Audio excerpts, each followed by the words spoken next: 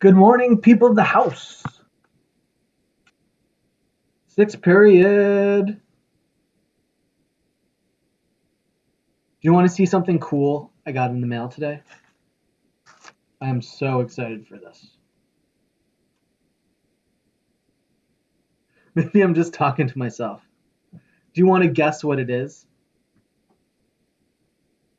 I think you can come up with a good prediction. Come on, guess. What do you think I got in the mail yesterday?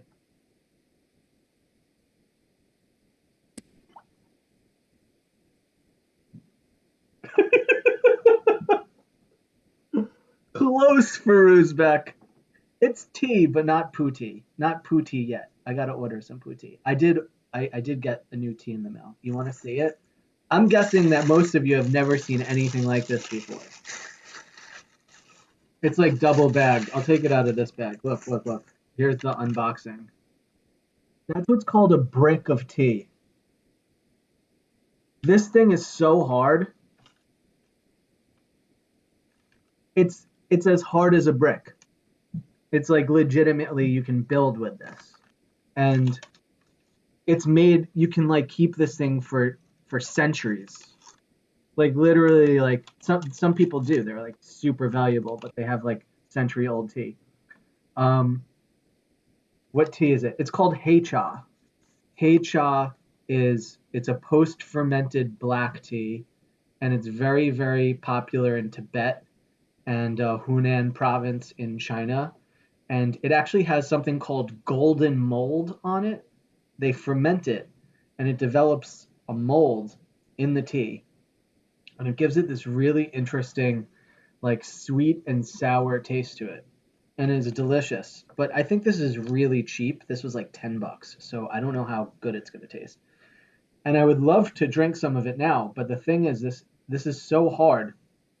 I literally need to take a saw or like a bread knife and try to cut through it, and I'm not gonna do that right now. But I will be drinking this later, and then I'll talk to you about it. So I'm so excited. I'm gonna put it right here so I can look at it while we talk about politics and government. It's 300 grams of tea in like a super super condensed brick form.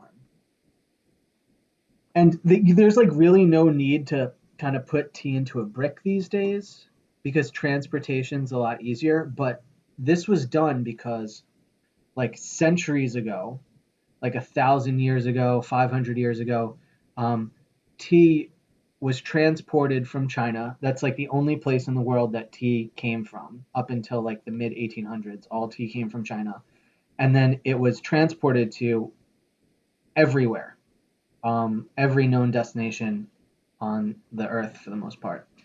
But like sometimes it would be walked to like very remote places like Tibet. They had something called a tea horse road, and so this was the easiest way to transport it. So it wasn't big and bulky. They would press it into these really really dense bricks. So that's the history of Hei Cha, and or Fu Cha. It's called Fu Cha as well, and that's the tea that I will be drinking later on. That was fun. Talking about tea is fun. I hope you like it. I can't wait until when we're drinking tea together. Oh, if this was sixth period in person, I would be brewing you some H-Cha. We would drink it together. I miss that. But do you know what we could do together remotely? Multiple choice questions. We can still do that. You can do multiple choice questions remotely. So here it is. There's no headline of the day, but there's a multiple choice question of the day. I have a good headline of the day for you tomorrow. So read the question and answer and give your explanation in the chat box. I feel confident that all of you know the answer to this question, but it's still worth going over.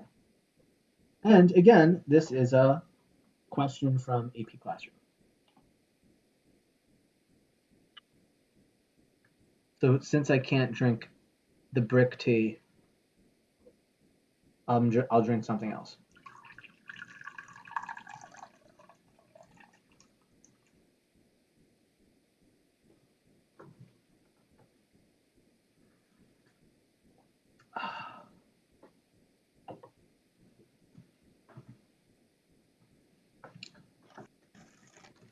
Oh, I just realized something. So in the bag that the brick came in, they gave me a free little sample of a different tea. This is called a tua, or a bird's nest. It's like a little pellet of pressed tea as well. I just got that first bag. So I don't know. This might be either heicha or pu'er, which is a different type of post fermented tea. That's easy to drink. I could drink that right now if I wanted to. You don't need a chisel for the little sample. Okay, what's the answer to this question, people? We don't have all day.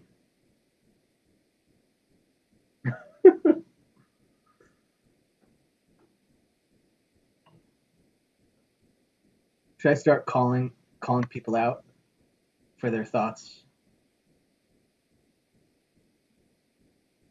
Ian, what do you think the answer is?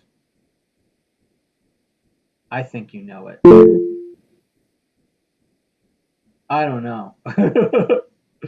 um, okay, Ian, that's okay. You want to take a guess? You're guessing three. Chief of his or her political party. Okay. Why did you say three? What makes you say three?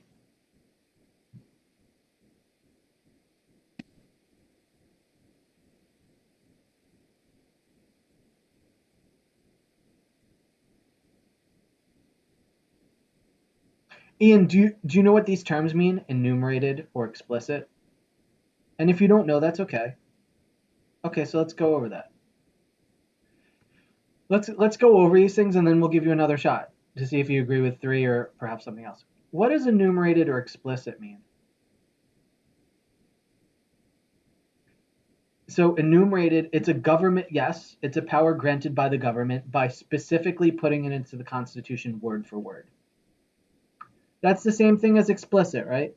So explicit could be used in other contexts, but enumerated really is, you would only use in the context of the Constitution. So it's something that you can find word for word proof of. And implied means it's something that you could do, but it's not necessarily word for word. It's like reasoned out that you would be able to do that. So, Ian, you want to give it one more shot? Are you still going with three, or do you want to switch your answer?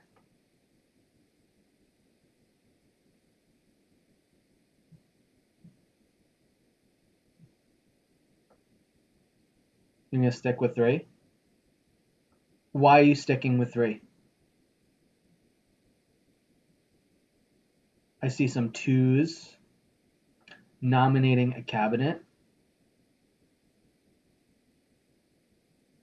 Fruzbeck says one. Barama says one. Do you want to give an explanation of why you're going with one instead of two or three? Now the ones are rolling in. The other ones make no sense. It could be one or two. So this is a slide that we looked at yesterday. Here is again our outline of the Constitution. It's a very short document. It's not as short as this, as the instructions on my tea, or the description of my tea, but honestly, like, you can get a copy of the Constitution that's smaller than this, like a little like pocket Constitution that you can keep in your pocket. It's a very short document, okay? And there's only 7 sections in it, plus the preamble, which is like a little introductory paragraph that talks to you about the premise of the Constitution. And so Article 2 talks about the powers of the president. So if you look at Article 2, or Section 2, Clause 1, it says the president shall have the power to grant reprieves and pardons for offenses against the United States, except for in cases of impeachment. So impeachment is enumerated, or it is explicitly granted to the president. So the answer to this is 1. Okay? But again, it doesn't say explicitly, could the president pardon himself, right? Maybe that's something that's implied. Maybe it's not. We talked about that. Or the use of preemptive pardons. You want to hear something? Okay, we're not doing a headline of the day, so I don't feel bad, going off on a little bit of a tangent, although it's directly related to this. So if Trump was going to pardon himself, this is probably how he would do it. So if you look to the 25th Amendment in the Constitution, the 25th changed the Constitution, which again comes at the end of the document. So that would be after Article 7. It lays out how the president can give his power temporarily to the vice president. That was added. So, like, if the president had to go under surgery or something, he had to be unconscious or something, or if he was sick, he can grant his powers temporarily to the vice president. So, this is what Trump can do. He can invoke the 25th Amendment, give his powers to Mike Pence. Mike Pence could use his pardon power from Article 2, Clause 1, to pardon Trump, and then he can give the presidential power back to Trump. That is my prediction. I mean, I read about that, but I think that is how Trump is going to try to pardon himself. What's your thoughts on that?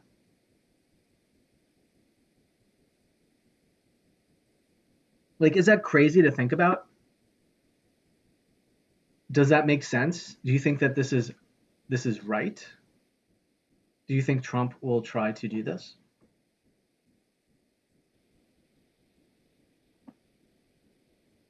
Oh, I think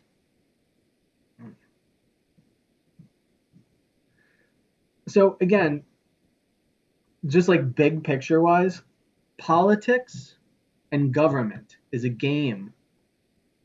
It's a game no different than a board game or a game that is that you can play, or a video game, or like some sort of strategic game that you, or chess.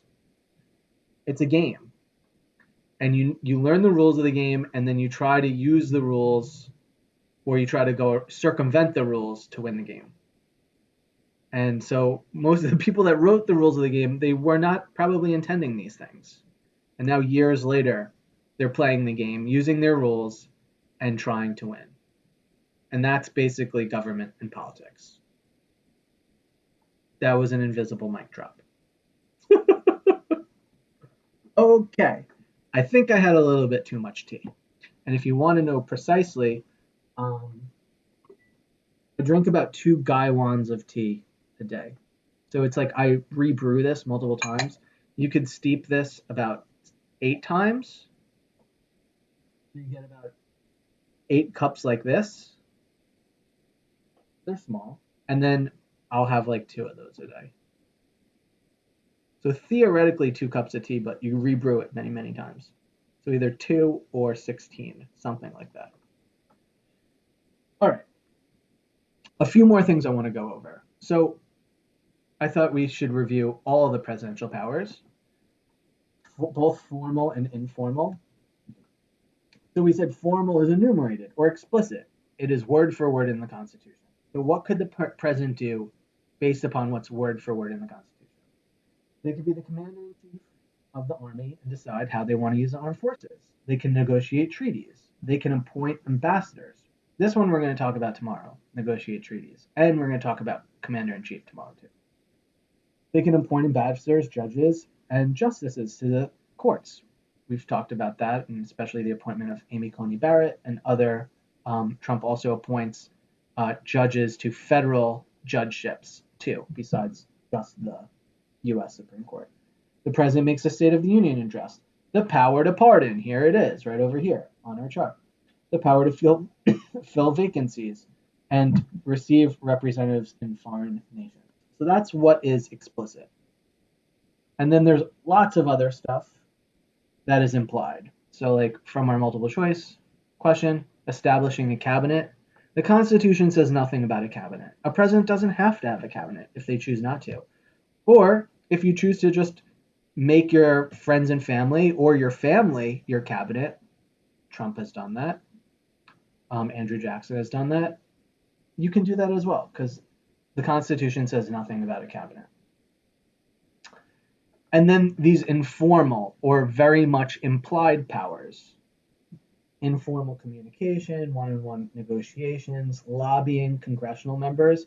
And then this is a big one that Trump loves to rely on, this informal power of persuasion power. So public speaking and engagement, Trump loves rallies, even during pandemics, he loves rallies. The use of media and other communication to shape public opinion. Use of social media. So that's a brand new thing besides campaigns for the most part, but Trump is the first president to take to Twitter, to tweet. It'd be interesting. I don't think Biden is going to be using Twitter, but we shall see. Attempts to enhance personal popularity to influence Congress, or I think, uh, to enhance personal popularity and also to influence Congress. So the president could, point out somebody of his political party and be like, you better vote for this or not vote for this, or I'm not going to support you in your reelection campaign. I'm not going to say positive things about you. I'm not going to endorse you. So that's a way for the president to get his point and his will across. And then, and to enhance popularity, think about all the stuff that Trump does to enhance his popularity. Think of all the merchandise he sells: MAGA hats, t shirts. He's probably sold the most merch out of any president. And so there's nothing in the Constitution that talks about that. So there's nothing in the Constitution that prevents him from doing that, because that isn't an enforceable or an implicit power. Where did you get your cups? This cup comes from Japan. I was actually invited to visit schools in Japan, and we had a Japanese tea ceremony, and so this is a handmade cup from Japan. And this I bought on Amazon for $10. I spent a lot more money on tea as opposed to teaware to brew tea. I like the tea the most. Which president had the most effect from social media? Um, I mean, I think, I don't know. I think first, like, maybe to just keep on going up. Like, I think Obama had like the most followers, but I wouldn't be surprised if Trump has more followers now. Trump has definitely used social media much different than any other president. Actually, if you go online now, he said, I just released my most important speech.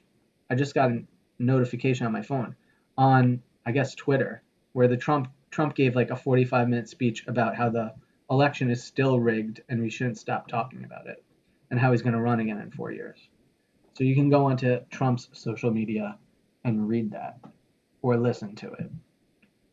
But we won't be doing that now because we have other things to do. Social media related, actually, but we have other things to do. So these are the things that we're going to do. We did our multiple choice question. We're going to do some peer assessment of a project related contribution, and then you're going to have some time to work on your projects as well, today and tomorrow. And a little reminder that there's an extra credit event next week on Tuesday. So get excited, on all things census related. It's a great time to learn more about the census because remember we said maybe one of Trump's last acts in office as president is to, based upon his request, and the case was taken by the Supreme Court, to change the way how the census is counted, and focus only exclusively on American citizens as opposed to how it's always been done, counting every single person, regardless of if they're a citizen or if they're a permanent resident or they are here undocumented. And there's a lot of money riding on the line for your neighborhoods and other places as well, based upon how people complete the census. So I hope you are interested in attending. It should be really, really cool. I think I just. Hello? I think my electric went out.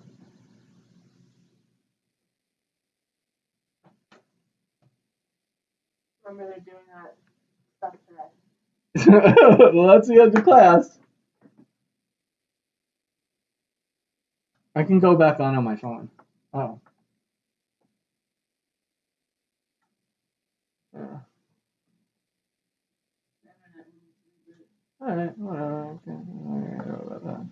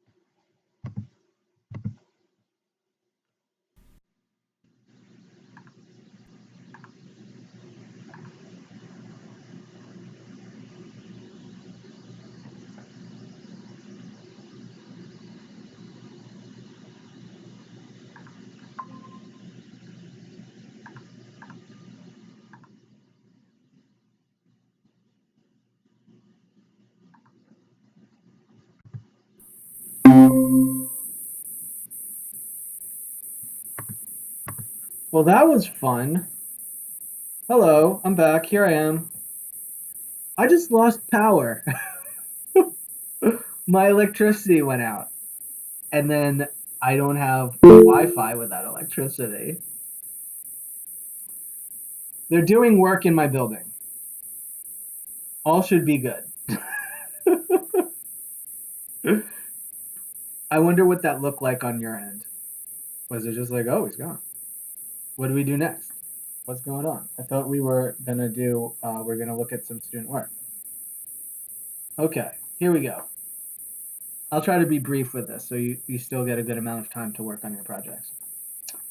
So this was a contribution that a student shared with me yesterday in connection to our project to improve students' access to lead-free and clean drinking water. And so I just wanted to share it with you, and I wanted to put up, you can see over here, these are the items that are in your project rubric that you can self-assess your work and that I'm ultimately going to assess your project contributions with. So the first one says, is a specific tactic utilized? What did the student do? What's their activism tactic?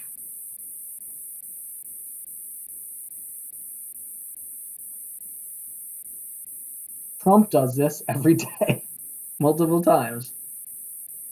Using social media, specifically tweeting at people, okay, and targeting people like with their tweets. So this is part of a social media campaign. And so many of you said you want to do a social media campaign. Just please be aware, if you do this, it's not enough just to send one tweet or tweet at one person. So a campaign means multiple attempts and a multiple communication. So if this is what you're interested in doing, social media campaign, you need to identify multiple targets, and you need to try to get people to respond and comment and retweet and share and try to make it go as viral as possible. And that would be a social media campaign, okay, as opposed to just one tweet. Is a purposeful individual targeted? So you can see right here, this was tweeted at the mayor's office, and the mayor himself, his personal account. Those would be purposeful targets.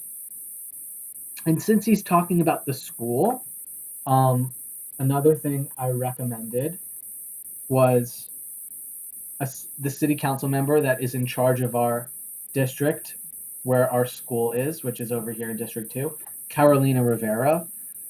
She has participated in Civics Day previously, and I feel confident that she will participate this year as well, which is awesome. So if you're interested in Civics Day, that means that you will probably get connected with her or somebody else from her office and be able to communicate our project and our goals for improving your access to clean drinking water.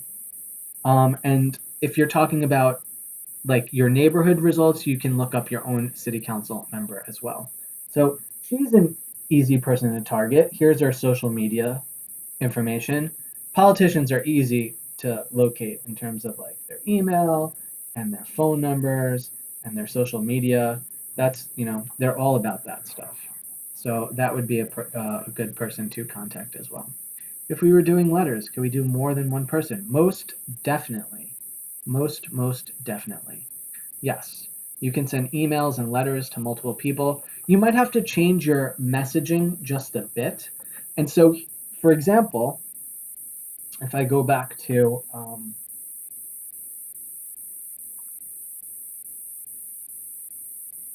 just some of the criteria for the rubric, right? So you need to communicate the problem, and then you need to ask for specific policy recommendations and or individual actions to effectively, you need to effectively communicate those. So I want you to ask for a policy recommendation, right? But you can also, a policy recommendation is a big ask. It might not just be like the next day you're going to get a city council member to agree to propose a bill to become a law in city council. That doesn't happen overnight. But it's important to ask big policy asks, but also small asks as well. You could ask someone if they could join us on our Google Meet during period 6 and talk to us and have a conversation with us about our project and what we've learned and some different strategies that might be useful to improve people's access to clean drinking water. So I love that. And I just wanted to throw that out there. Like, in addition to our policy recommendations, ask these people to come and join us. Tell them that you want to collaborate with them, because that's how real change starts. It really starts first by a relationship and a conversation, not just demanding that they make a law. Okay? So if we look back at this example, it says, is the problem effectively communicated? So this student wrote, in my high school, the students don't drink on the water fountain at the school because the water system was not clean. And we want to drink water right after gym class or basketball practice. What's the problem here? Like, why am I asking you to test your water at home? And what did we find out about our water at school specifically? What's the problem with it?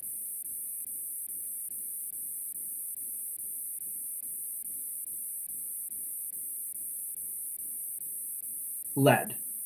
Great.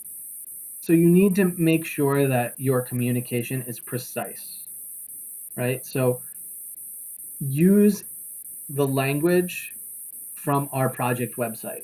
You can always refer back to our project website. Here were the proposals at the end of our website. Up top, you can see the results of our first round of water testing at our school. You could say, are the water in our school tested above the EPA action level? Actually, one of the water fountains tested at 1,120 parts per billion. Way, way, way above the acceptable rate. And there's no safe level of lead.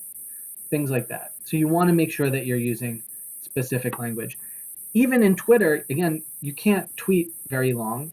You're confined by just probably a few hundred characters, but you want to use some specific language in your communication. And then you want to make sure that there's specific policy recommendations. So this student wrote, public school students don't need to worry about drinking at the water fountain at school. Well, what are you recommending, right? Should you spend more money to install water fountains with bottle fillers and filtration systems? That was something that we did, that we got money for because of this project. If you go back to our proposals as well, do you think that we should lower the action level to 5 parts per billion in public schools? That's something that I think the whole state of Vermont and Washington, D.C. did. So that would be a specific policy ask. So you want to make sure that that is in your communication as well. And then you can also say something specific or personal, like, I would love to invite you to our class during remote learning so we can learn more together and we can collaborate and discuss our project further. Would you be willing to, attend one of our classes remotely so we can learn together? That would be a great thing because that's an easy ask as opposed to change this policy and make this a law tomorrow. So, like a suggestion for a policy. Yes, you want to suggest policy, but you also want to say, like, what else could this individual do immediately? So, like, to meet with us, to have a conversation. You can ask them to attend Civics Day.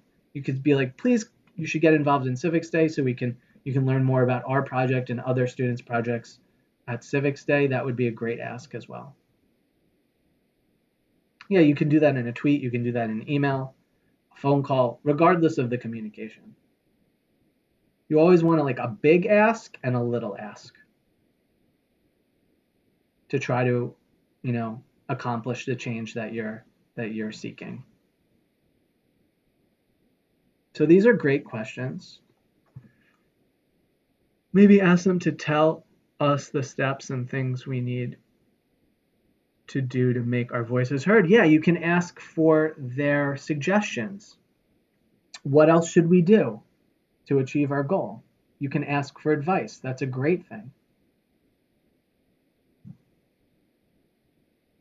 And especially in the context, if you say, would you be willing to come to our class, like during remote learning, and you can offer some advice about how, our next steps, what we could do to achieve our goal? That would be great.